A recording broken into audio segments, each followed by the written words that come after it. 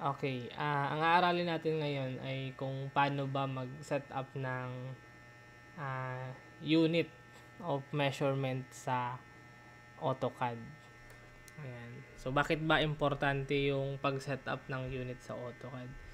So, importante yung pag-set up ng unit sa AutoCAD para alam natin yung tamang value na ini-input natin kay AutoCAD kapag ka nagdo-drawing tayo. Kasi baka mamaya nag-input tayo ng dimension or ng sukat, maliit pala yung drawing na ginagawa natin. Kasi mali yung setup nung unit ng model space kung saan tayo nagdo-drawing. So, paano ba mag-set up ng unit sa AutoCAD? So, ipapakita ko lang sa inyo kung ano yung difference nung setup na to doon sa common na nakikita natin na pag-setup. So, kadalasan, kapag ka nag-setup ng unit, ang itinatype, ayan, unit, or units, di ba? Enter. Tapos, ang ginagawa, ganito. Halimbawa, mag-setup, or gusto kong mag-drawing sa millimeters, i-click mo yung millimeters, mag-okay. Ayan, so naka-millimeters na daw. Tapos, mag-drawing ka ng line. Line, enter. Ayan. So, ortho lang natin. Halimbawa, since sa millimeter tayo, gagawa tayo ng linya na ang haba ay 1 metro sa millimeter. So, sa millimeter, ang 1 metro ay 1,000. So, 1, 0, 0, 0. Ayan, 3 0. Enter. Okay, enter para mag-head. So, ibig sabihin, sa millimeter, ito daw yung 1 meter. Okay? So, next. Type ulit natin yung units. Enter. Tapos, ililipat ngayon tayo ng centimeter. Okay. Ayan. So, gawa ulit tayo ng line. Line. Enter. So, yung gagawin nating line naman, 1 metro din. So, since nasa centimeter na tayo, i-input ngayon natin yung value ng 1 meter gamit ang centimeter. So, 100. 1, 0, 0. Enter. Enter. Okay? So, kung papansinin niyo hindi parehas yung haba ng linya na lumabas. Okay? So, next. Units ulit tayo. So, palitan natin tong yung scale natin ng meters. Click natin yung meters, tapos okay. Tapos, create ulit tayo ng line. Enter. So, ang haba ay 1 meter. So, syempre, since sa meter tayo, ang input lang natin na value ay 1. 1, enter. Tapos, enter natin para mag-end. Yan. Kung papansinin ninyo, pare-parehas lang naman na 1 metro yung linya na gagawin natin. Pero, hindi pare-parehas yung inilabas ni AutoCAD. Yan. So, ibig sabihin, mas mahaba pala yung 1 metro ng millimeters kaysa dun sa 1 metro ng meter or ng centimeter.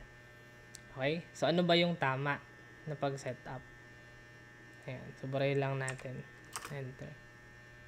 So, type nyo lang DWG units. Ayan. Ibig sabihin, drawing units yan. Enter. Tapos, may lalabas dito sa command line bar natin na UM options or unit of measurement options. So, halimbawa, ang gagamitin natin is millimeters. So, input nyo lang yung 3 kung saan nakalagay yung millimeters. 3, enter, enter, enter, enter. Hanggang mawala yung command dun sa command line bar. Ayan.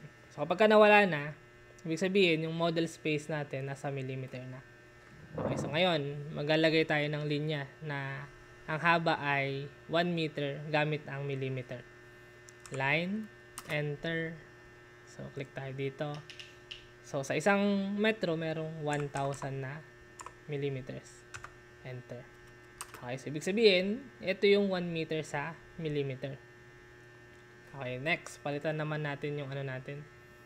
Yung sa centimeter. DWG units, enter. Centimeter, number 4. 4, enter. So, enter.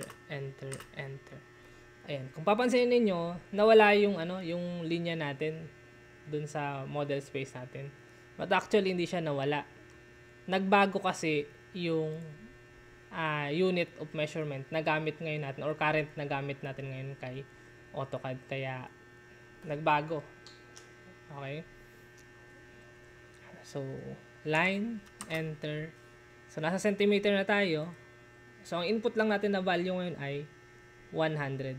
1, 0, 0. Enter. So, dalawang 0 na lang i-input natin. Ayan, enter natin. Ayan. So, kung papansin niyo, ayan, parehas lang yung haba, di ba? Kasi para sa 1 metro yung ini-input natin na haba ng object na gagawin natin. So, since tama yung unit of measurement, parehas din yung haba ng linya na lumabas. Okay? Halimbawa naman, meters. So, ganun ulit. DWG units, enter. Hanapin nyo lang yung meters kung saan nakalagay. 6, enter. Ayan, hanggang sa mawala yung command dun sa command line bar. Ayan. So, hindi actually nawala yung drawing natin. Nagbago lang yung unit of measurement ng model space natin. So, balik ulit tayo dun sa top. Ayan, zoom out lang natin para makita. So, ngayon, line ulit tayo, enter. Ayan, ito yung dalawang linya na nauna na magkakaiba yung unit of measurement na gamit natin. Millimeter yung nauna, centimeter yung pangalawa. Ito naman, meter. So, dahil nasa meter na tayo, tapos 1 metro yung gagawin natin na linya, so, balang input lang natin na value ay 1. Enter.